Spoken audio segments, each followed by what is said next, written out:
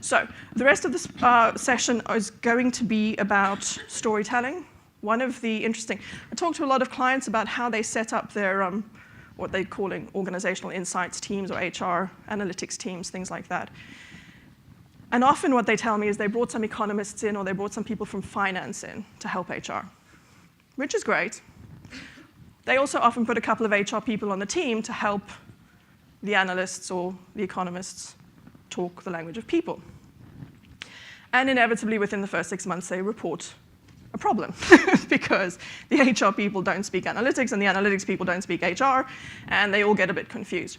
One thing that I've personally experienced, and I'm not massively great about data, I enjoy it, but I'm not really good at it, is somebody's got to do the numbers, but somebody's got to tell the story. It doesn't really help to just produce hard facts.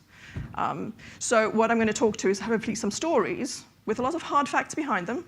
As Jonathan said, you know, bring the data or go home. So I'm going to give you the data, but hopefully kind of bring to life what this actually means in the lives of the people that would have had these experiences that I'll discuss. So just the ground rules for the conversation, the frame of reference that I will use. This is not by any means the only model to understand people, and it's definitely quite a generalized model to understand people, but it serves the purpose of easy storytelling, so I'm going to use it. And the very natural imagery is supposed to be about human nature. So what do we know about what people bring that we don't measure? Those antecedents to the way that they behave. What are the causes of the effects? And we reference this in three things. We call one capacity, one capability, and one about cultural fit. So that's context in which the individual works. So what do I mean by capacity? Capacity is the stuff that HR typically don't see, record, or measure outside of perhaps a recruitment assessment situation. Most line managers don't see the capacity of their individuals. They see their capability, the external stuff. If any of you have seen the analogy of an iceberg describing people and you only see above the waterline, capability is what's above the waterline. Capacity is what's under the waterline. So what might that be? Capacity might be an innate ability to problem solve creatively. It might be a talent for art or a preference to be artistic in creating solutions. Capacity might be just a general level of cognitive ability. Maybe you've kind of bucked the trend and gone above the average IQ, right? And that's what you bring to bear in the work that you do. We might see this with physical dexterity or particularly good balance or athletic ability. There are different things, and even though we can and do typically increase and hone or lose some of these innate capacities through a course of a lifetime, for the most part, what we have is some innate stuff that stays with us for the most part through our lives. And if you were going to go with the nature-nurture debate, which we don't need to by any means, let's suggest this is the nature. Capability is the nurture. So what has happened since we were born with those innate gifts, right? What have we done with it? We've gone to school, we've learned some stuff. We've maybe applied our ability to think numerically with some great functional kind of deployments of that. We might have experience. Maybe we did some holiday jobs and we've decided now that we do or don't like customer service, but we know some principles of good customer service, that kind of thing. So we've got what goes on a CV, the additional stuff, the record. And this is what can be trained oftentimes. And finally, we've got the fit, so where these things are best deployed. And this is often about alignment between oneself and a group or organization. It's the birds of a feather thing.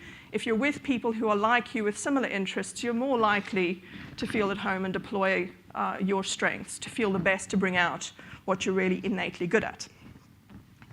So what's an example? Let's say innately, if I want to, and I worked for PwC for a long time, so it's an easy example for me, and I think most people know who PricewaterhouseCoopers are. We used to hire 1,000 graduates a year, or probably 2,000 across Europe. We would want to assess that they had the innate capacity to reason both verbally, with numbers, and with logical problem-solving skills. That's innate. You need psychometric type measures to get in behind what they may or may not have achieved at school, to see if they have that innate ability. And we could predict within 1 or 2% every year, based on a person's scores on their psychometric cog tests, whether or not they would pass the chartership exams, because the first 3 years in the organization, they become chartered accountants. So they could have had a history degree, they could have had a humanities degree, but we would have known, based on the problem-solving skills they applied logically, numerically, and verbally, whether or not they were likely to get the learning done that they needed to get done. Naturally, we also wanted to know that they were people, they would get on well with each other and our clients. We also wanted to know stuff like that. So these are preferences. Do they like working with numbers? Not just can they, but do they enjoy it? Personally, I kind of enjoy it. Can I? We'll see. So once we knew that they had that innate capacity, we then could train them. They went to school, they got their degree, we knew that they had the ability to learn. They came through the graduate program and they got 3 years of university education, again almost, to become chartered accountants. But then why do it at PwC? Why not do it at Deloitte? Why not do it in a small family business or accountancy that would equally invest in them? Why not go to KPMG? And these are the questions that the culture and fit starts to answer. What is the personal value that those individuals hold that aligns best to what the organization is asking of them? And the big four are in many ways very similar, but in fact they're also quite different. And that's what you try to get to if you're trying to look at the whole of a person. So we would suggest, and this is what our evidence proves and the stories I'm about to tell will demonstrate, if you bring a mix of measurement, not of the external factors alone, and by external I'm now talking business factors, how much they sold, what their customer satisfaction scores were, how many calls they had on first-time resolution, how quickly they delivered a parcel. But we look at why, the antecedent of that. What capacity did they bring to that job? What capability did they have and deploy on top of that capacity? And then where did they do it and where should they do it best? Okay, we're kind of clear on the concept. It's not rocket science exactly. Right, so let's talk to McDonald's. Now again, all the data's here, but I'm going to try and tell a bit more of a story about the McDonald's experience. McDonald's in the UK, and actually interestingly, just last week, or the week before, Jez Langhorne, who was the vice president of people for McDonald's UK, who oversaw this project, has been promoted to the US. And he's taking over as president of people in America. And I think it doesn't surprise me when I see that thanks to the work that Jez has done, he's got 90-day attrition in McDonald's down to less than 10% in the UK. And they're still battling with well over 50% in the US. 90-day attrition. People have joined and left in less than 3 months. Less than 1 in 10 do that in the UK now. Still more than half. That's a whole lot of wasted recruitment costs, right? Anyway, so let's backtrack to the whole story. The whole story is this. McDonald's in the UK will have an application for employment from roughly 2% of the entire British population during their lifetimes. That's a lot of people to reject, because we all know 2% of Brits don't end up working there, right? So what does that mean? In practical terms, it means about 2,000 applications hit them every day. They've got to deal with all of those applications. They've got to make sense of them, turn them into something logical. Now, what we know about applications, typically they convey capability information. I have been to school, I have achieved a score, I have or haven't got other experience. Often we're dealing with kids being recruited very young, so they may not even have other experience. So what does McDonald's have to go on? Not very much. They decided to fix this in 2 ways. On the one hand, they looked at their existing workforce to better understand what the capacity was of the high performers, what made them different and distinct from what was externally the capability that apparently they brought. And they did the same for their not so high performers and the people who were on their way out, right? So they could distinguish with those control measures, what does good look like and why? What's the antecedent to good? They also had more holistic conversations with the people who felt that they needed to go. They didn't find that it was necessarily for them in the early days. And what they found was that a lot of them expressed a concern that they didn't know what they were getting into. And especially, these are very young people sometimes, So it's not surprising they don't know what to expect from a first job, let alone how glamorous or otherwise working at McDonald's might be. So they started off with creating an online tool to explain to people what it was like to work at McDonald's. And they did this in a very interactive way, saying, we have this kind of situation in McDonald's, what would you do? If you came to the situation, if this happened to you while you were working here, what would you do? And based on their responses, and this is a typical situational judgment test type experience, they would say, okay, that is actually what we would want a person at McDonald's to do, or no, it's a lot harder than that, it's more difficult than that, we would expect a different response for peak performance at McDonald's. What we managed to do, therefore, was with their manager candidates, and managing a McDonald's, trust me, is extremely hard to do. They have analytics more than I've seen in in most jobs that I've come across. 50% of the people who were going to apply for manager jobs decided not to, simply by better understanding how demanding the job would be. Now, if you're dealing with 200 applications a day for manager roles, we've just cut out 100 of those applications. I think your recruiters will be very glad to get, their lunchtimes back. And a whole lot less people feel rejected by McDonald's. The experience of the relationship is a lot more adult. They've made an informed selection rather than being forced into, being told they weren't good enough in retrospect. For crew positions, so this is like the full 2,000 a day, 35% less people applied. So again, we're taking 700 people out of the chain without ever having to be the ones to tell them they weren't good enough. They decide for themselves, this is not for me. These values are significant when it comes to how many recruitment staff you need, right? This is not rocket science to see the value you derive when you can cut the load by 35% in your recruitment. But the value comes after that as well, because it means you're filtering less. We have very effective testing with McDonald's. We bring in innate preferences for things like conscientiousness, which is normally correlated quite well to customer service. And we also do little bits of intelligence, but more importantly, situational judgment again features in the recruitment assessment. By the time people are getting to interview, we've still got a big load. It's not surprising. 2,000 applications a day, 1,400 applications a day. We've still got a lot of people hitting hiring managers, it's true. But what used to be a 25-to-1 conversion is now, depending on region, between 6 and 9-to-1 conversion. So it's not that the hiring managers don't get a lot of choice on who they pick, they still do. But they have also cut their interview loads by much more than half, sometimes by two-thirds or more. Okay, and it works because once they join, they're better. Once they join, they stay. Once they join, the attrition has gone down to 1 in 10 people then realizing this is not for me. And I think we can all respect that at that age, there could be a lot of reasons beside poor judgment in recruitment that might cause 1 in 10 to leave. So that's an example of bringing the insights into the capacities required for a job to bear, to create efficiencies, effectiveness, accuracy, and consistency, and generally save a lot of money, save a lot of time, and create a more positive experience for individuals. So I've got 3 more stories, and there'll still be time, hopefully, at the end for some questions, if there are any. And each of these case studies is available outside if you want copies from the hyperlinks on the slide as well.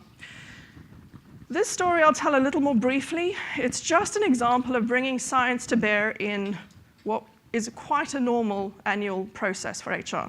In this case, setting your learning and development budget. This client, this was a global piece of work, and you can see we've extracted here just some data from pretty much all their countries: USA, the UK, Australia, Spain, Poland, Greece, France, Turkey, Morocco, and so on. Broad distribution of people in their sales force, and the sales director was saying, so how much money do you need to train my sales force? I know they're not performing as I'd like them to, but I don't know what to do about it. So he could see cause and effect. He didn't have access to the causes of the causes, those antecedents to sales success. So we did an analysis of the entire sales workforce. It wasn't a very complex tool we used. We used an off-the-shelf tool. So it's got situational judgment in it. It's got cognitive assessment in it. And it's also got some preference-based assessments, things that we know sellers typically do. So we've got off-the-shelf tools for this. We don't always have to go customized. And what we found was we could tell them literally by country the number of people that would require certain types of training and that would be improved by having a certain type of training. So now we could tell them, and I've done this with another client more recently as well, literally to the percentage to say 19-odd% are probably never going to get better. You can train them if you like, but they've kind of got to the max of their potential, and they're not in your top performing group. There's another 40 or 50% who actually have got the potential to be better. They're not bad now, they could be better. This is a good way to spend your money. Get them 10, 20% stronger. That'll pay its rewards. And then there's the top group who you want to nurture, develop, and prepare for promotion. Use them as role models, enjoy it while they're bringing in the cash, and think about their futures in your organization. And you know, I know when Jonathan was in Miami last week, he had Regis on the stage with him, and you know, Charlotte, the global head of resourcing for Regis, can quote to the number, to the percentage on each of her core populations, her critical populations, what percentage should be on their way out, should be developed, and should be being prepared for promotion. And that's an extremely powerful conversation to have with your CEO, because we're talking about his direct reports as well as the rest of the organization. That matters, right? Okay. So this is now basically saying what capacity did they have for capability. That was the training learning example. And hopefully you can see the value there also of the specificity of your budgeting. I know 28 people will benefit from this. It's not worth investing £10,000, but it is worth investing 1,000. Or I know 100 people will benefit, and that's worth a whole lot more investment for me. Let's talk about Cabelas. Now with Cabelas, this is a lot about culture fit. This is about context and the difference it makes when people feel that they belong.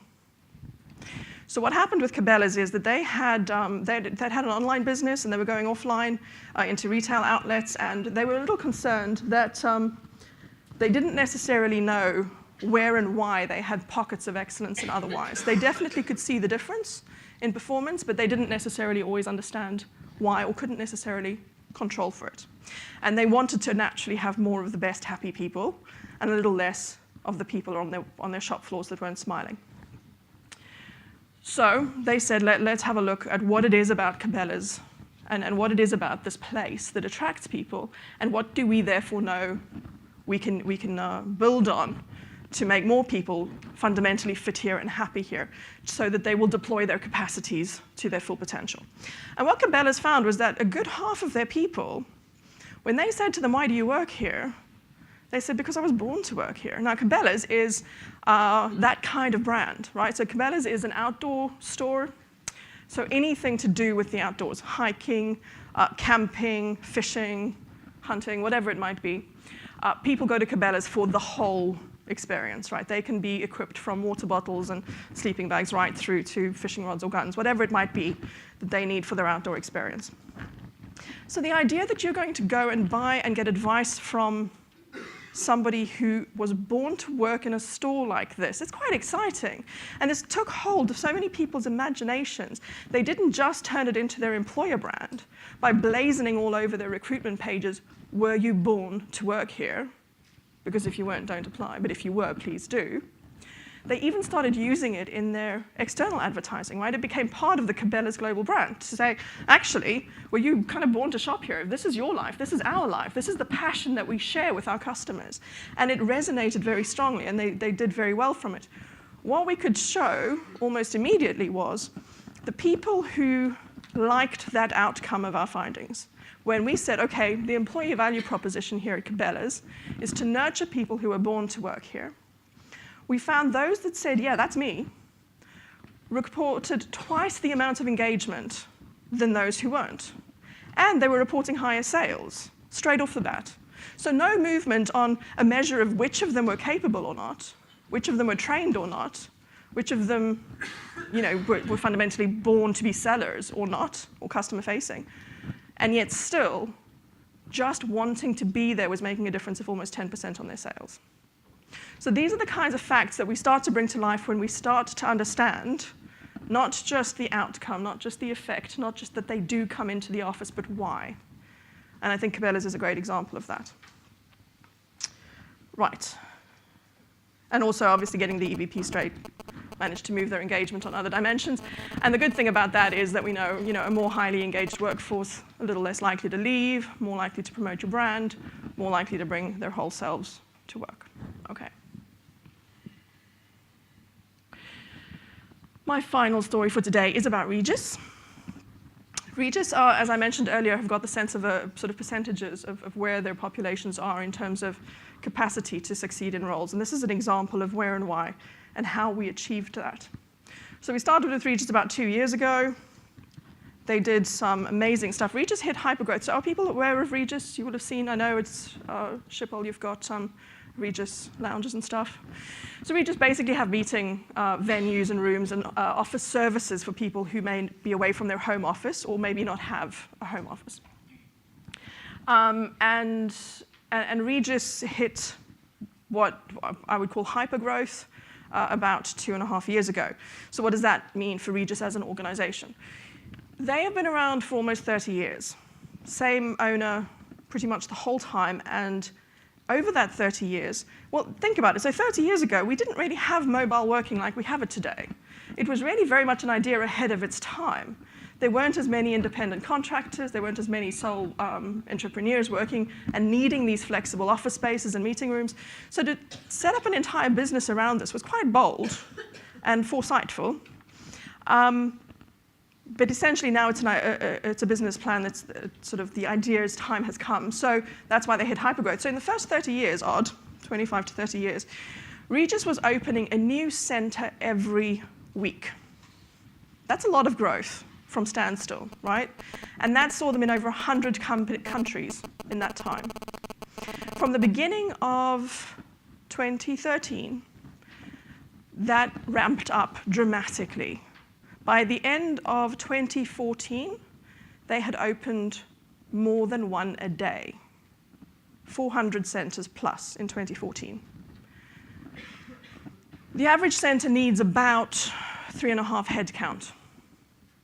So they went from hiring by necessity 3.5 headcount every week to hiring 7 times that minimum every week.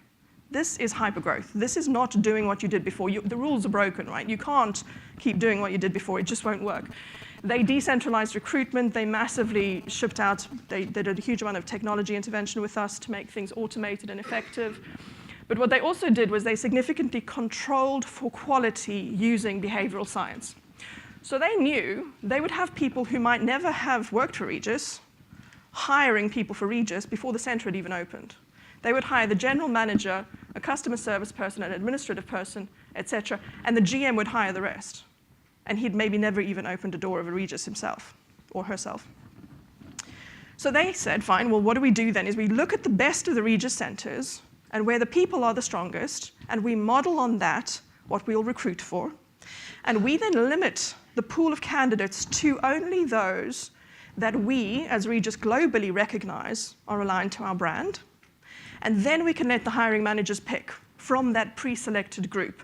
But we reduce our risk dramatically. So we've decentralized decision-making on who gets hired, but we've reduced the risk of that becoming out of alignment with Regis's overall global brand and strategy. And that worked very effectively. So we got performance profiles from a capacity and capability point of view for all of their customer-facing staff in 2013. And in 2014, we moved on and we started doing that for all of the managerial populations, all of the area directors, country managers, and the sellers, not surprisingly. And again, at that point, the sales director started sponsoring specifically, for example, to say, where are my best sellers? Do I keep them in centers? Do I make them distributed? They're changing their model now between having area sales directors to having a different way of managing sales in each territory. But they did that with absolute insight into not only these capacity items, cognitive ability, a preference for detail, a preference for influence or initiative, which we know are important to Regis. Those are the capacity items. I like those things. But also the Regis-specific priorities, their cultural stuff, the need for people to want to take ownership, and that sort of piece. So what we have now with Regis is a workforce of, it's not massive. I mean, they're in about 100 countries, 108 countries now.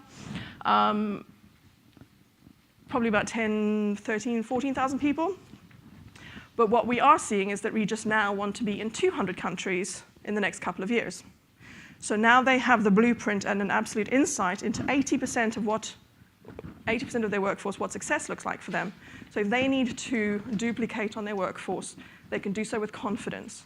They're not gambling with the future of their organization. When they say double the units, will we double the effectiveness, we can guarantee that the best people will win through and deliver that for Regis.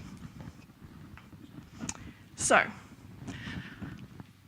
I was endeavoring to make the point that looking not just at the external business factors, the sales figures, the engagement figures, whether or not people are successful technically in their roles, is a value, that it really helps to bring to life why that happens, and to use that in the analytics that you present for your businesses from a people point of view. And I hope the stories have brought that to life. And please do talk to the IBMers around if you'd like more details on those, or get the case studies. But does anyone have any thoughts or questions? Microphones, Clodagh, as well. Right. So there's a question here from Esther, and then we'll just wander around, making sure you answer the questions. Let's see if there's more. Thank you, Jonathan. Hi. So thank you. It was a very good presentation. My question, so you gave the example about the sales force. You must have derived a very direct relation between the training and the effect on sales, right? To define who is actually... So for me, that's basically where the real... I wonder if you could say anything more about it, because that's the real, I guess, the secret. Well, yeah, and I think that's again where we're getting more sophisticated on the likelihood of the training being successful. That's not to say that any old training would be. So there's a separate intervention to measure then the effectiveness of training. So what's the difference now is we're not taking everybody in this front row, giving them SPSS training to do analytics tomorrow, and saying all of them will be better tomorrow. Because some of them will be more disposed to analytical thinking, some will be more disposed to being cognitive and working with numbers and spotting mistakes, or just being diligent and listening. Some will have more curiosity to learn.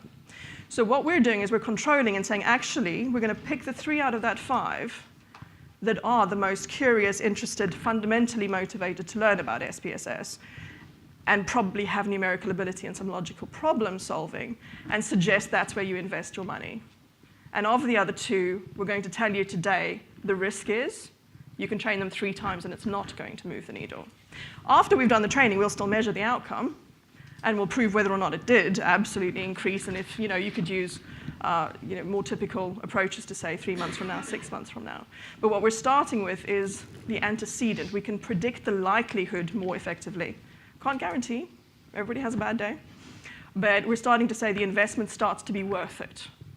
We're limiting the risk around the investment, which is not exactly the perfect solution yet, but then the next stage is we can obviously use similar measures to assess. So what we do with some populations is the exact same test batteries before and after to actually see if they are making better decisions or using the skills differently.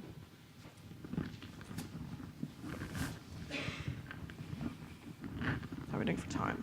We've got 2 minutes, 3 minutes. I would also like to thank you for a very interesting presentation. Thank you. I also have psychological background, that's why I'm also interested in the subject. But I wanted to ask you, I heard more ethical issues related to testing intelligence in the sense of testing capabilities. You mentioned verbal, numerical, abstract, or whichever part of cognitive abilities do we want to measure. So what's your opinion on that? What's the general, I don't know. It depends what the ethical concern is that you have. I mean, I would say, for example, we would want to be sure that the testing is entirely fair. So we've just actually had a paper with the British Psychological Society that was presented at the Division of Occupational Psychology in Edinburgh last month about our new assessment approach using computer adaptive testing that does not discriminate between people with dyslexia and non-dyslexics, for example. So that shows that a completely different way of thinking is not inhibiting their ability to perform well. So if the ethical issue is about ensuring fairness, then the answer is ensure fairness. If the ethical issue is about can we test for these things, I would say our approach is if we can't demonstrate that it has correlated, we would never use it again. So before assessing blanket across a population, we would say, do a concurrent study to prove, as we did with Cabelas, these people are performing more. To do it as we did with Regis, these people are selling more. When these markers are present, using this test, there is definitely a relationship. No, okay, I definitely no doubt in the power of this testing, but I was just concerned because I think there is also a lot of skepticism about intelligence in general and model and everything. So that was about my question about, but thank you for answering. In the measurement of intelligence, yeah. You know, and I think also what we've got to take account of is that some people don't test as well. But the fact is also that we know that pretty much, you know, meta studies of all of the research done through the whole of the 20th century, which was about, you know, at least 3,500 studies, proved that pretty much every job in the world is done better by more intelligent people. And I say more intelligent, not above average, just of the group you have, the brighter people will learn it better, do it better. That's what happens. And it's the best predictor of success. So yeah, you know, I think you've got to absolutely stay the right line of being honest and transparent, making sure that you're inclusive, being fair and demonstrating validity. But from that point forward, I wouldn't apologize. Okay, we've got time for one more question. I think there was one there. Anna. Yes, thank you very much. And the question for me regarding the last example you gave, I have a feeling that somehow it is killing the diversity if we are copy-pasting the profiles from one to another, and then we have an army of the same people. What do you think about that? Well, it's fascinating, and diversity is one of the topics that I've studied for many years, because it is just so much at the heart of how we keep everything fair, right? So what we need to bear in mind here, and if I can, have I got a minute? How long have I got? Because this is less than a minute. Okay, so I'm going to talk really quickly. The fact of the matter is that personality is distributed evenly across most populations across the world, right? That means there is many proportion of the population that are introverts as are extroverts in Japan, in America, in the Netherlands, right? In America, they get encouraged to behave more in an extroverted way because socially that seems more acceptable. In Japan, they get encouraged more to display their introverted behaviors. It doesn't change the fact that they all exist. But when we have them in an environment where they're demonstrating their preference, they're more likely to perform. However, you could say there's a big 5-factor model of personality. You could say there's 16 dimensions, 32 dimensions. You could have 150 if you wanted. To pick out everybody in this room that was an extrovert wouldn't change the fact that I would also still have men and women, young and old, people who are more numerate, people who are more verbal, people who are more creative, and people who are not. So defining the things that are distinguishing of success doesn't mean that we've defined the person as a whole. We've picked out the characteristics. So what we find is that we always do with our concurrent studies adverse impact analysis, and we don't find adverse impact. So it doesn't discriminate against groups, because actually those personality factors exist in every group.